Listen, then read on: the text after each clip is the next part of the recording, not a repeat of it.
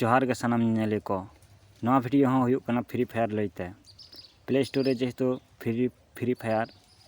illuminate बांग ᱧᱟᱯᱟᱢ कना तो ओनागे ऑफिशियली भावे चेक लेका कते बन डाउनलोडा अब जुदी गूगल रे सर्च कते बन डाउनलोडा ओना दो हुयुक कना अनऑफिशियल भावे तो ऑफिशियल भावे चेक लेका कते बन डाउनलोडा ऑफिशियल भावे डाउनलोड दो नोंका कना जेमन प्ले स्टोर खन बन डाउनलोड तहन ओने अनका तो ओनागिन लay पेया जेहेतु प्ले स्टोर रे बांग ᱧᱟᱯᱟᱢ कना तो ऑफिशियली भावे चेक लेका बन डाउनलोडा ओना खातिर ते अब पहले रे डेटा ऑन लगाबोना डेटा ऑन हुई लेन खाय अब फेसबुक ओपन लगाबोना फेसबुक जानी खान सानाम कोगे बन व्यवहार एदा तो फेसबुक ओपन हुई लेन खान अब फेसबुक ना सर्च बार रे चला लगाबोना नेला पे सर्च बार नय नोंडे क्लिक लगाबोना क्लिक किदेन तो नो सर्च बार रे ऑल लगाबोना गारेना फ्री फायर GARENA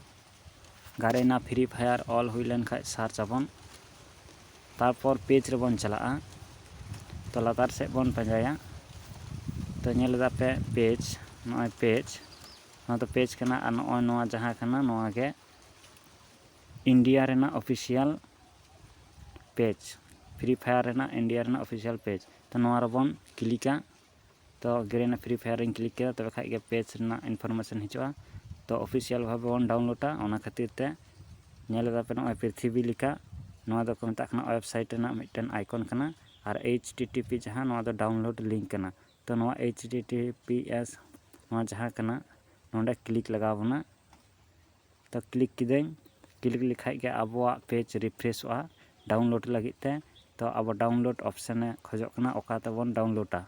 ची तबन डाउनलोडा अब बन सिलेक्टा क्रोम ब्राउज़र बन सिलेक्टा नोटा तो क्रोम ब्राउज़र रे सिलेक्ट लिखाय अब डाउनलोड लगी ऑप्शन हिजुआ नेलाते पुइलु रे मिधाव डाउनलोड कादेन माने डाउनलोड रे हेनाआ तो ओना रना MB बन नेल दाड़ेया नय 704 MB मेनाआ और डाउनलोड नोंडे अगेन इᱧ दो जेहेतु लाहा खय के डाउनलोड रे ऑप्शन रे मेनाआ ओना खातिर ते अगेन रका कना पे दो डाउनलोड मतो गे रका डाउनलोड नय APK रका तो डाउनलोड बन क्लिक लिखाय गे वो डाउनलोड हुयुआ तो नोआ गे ताहे कना फ्री फायर रेना ऑफिशियली भावे डाउनलोड रेना